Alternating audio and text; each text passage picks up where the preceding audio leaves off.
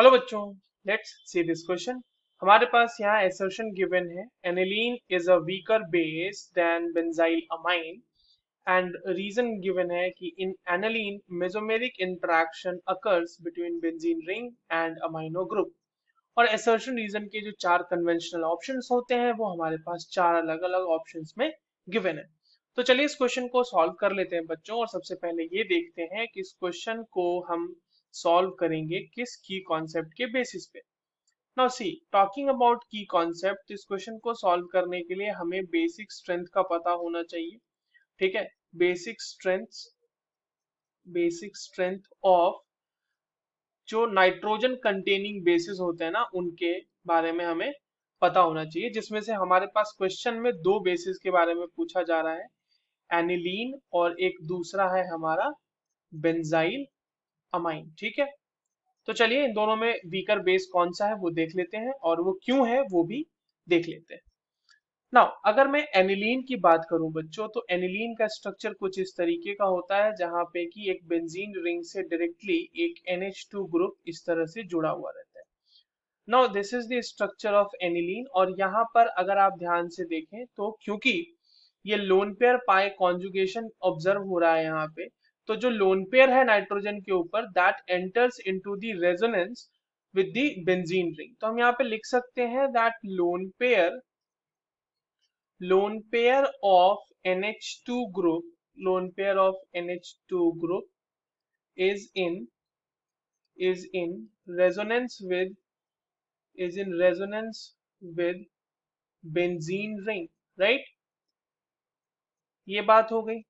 तो देखो, benzene ring से होने की वजह से इसका होगा क्या, रेजोनेंस में है तो उससे होना क्या है, उससे ये होना है कि लोन पेयर की अवेलेबिलिटी जो है वो कम हो जाएगी। लोन पेयर की अवेलेबिलिटी जो होगी वो कम हो जाएगी, और जो बेसिक स्ट्रेंथ है ना, वो basic strength is directly proportional to lone pair की अवेलेबिलिटी, कि कितना लोन पेयर अवेलेबल है प्रोटोनेट होने के लिए, या फिर वो लोन पेयर जितना ज्यादा अवेलेबल रहेगा उतना ही डोनेशन के लिए अवेलेबल रहेगा ना।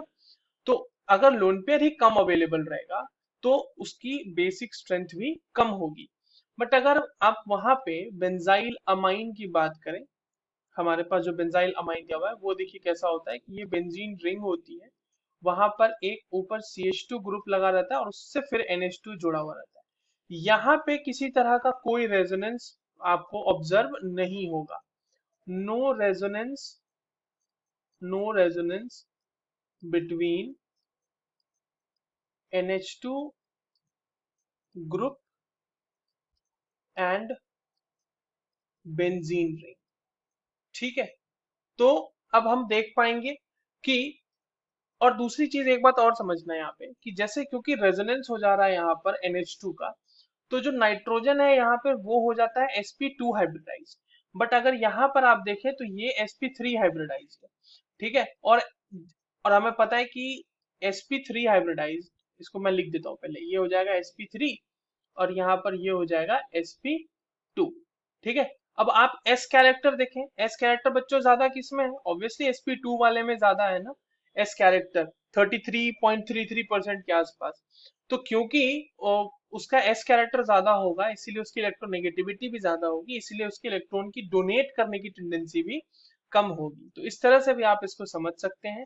तो जो हमारा बेंजाइल अमाइन है, जो बेंजाइल अमाइन है हमारा, उसका बेसिक स्ट्रेंथ एनिलीन से ज्यादा होता है। ठीक है, ये हो गया हमारा बेसिक स्ट्रेंथ का ऑर्डर। अब चलिए हम अपने असर्शन और रीजन को देख लेते हैं फटाफट। तो पहला कह रहा है कि aniline is a weaker base than benzyl amine, बिल्कुल सही बात है। और रीजन कह रहा है कि in aniline mesomeric interaction occurs between benzene ring and amino group. वो जो मेसोमेरिक इफेक्ट या मेसोमेरिक इंटरेक्शन लिख रहा है वो रेजोनेंस के बारे में ही बात कर रहा है। So yes, assertion is true, reason is true, and reason is the correct explanation of the assertion. So the correct answer will be option number 1. I hope you understood this well. All the very best.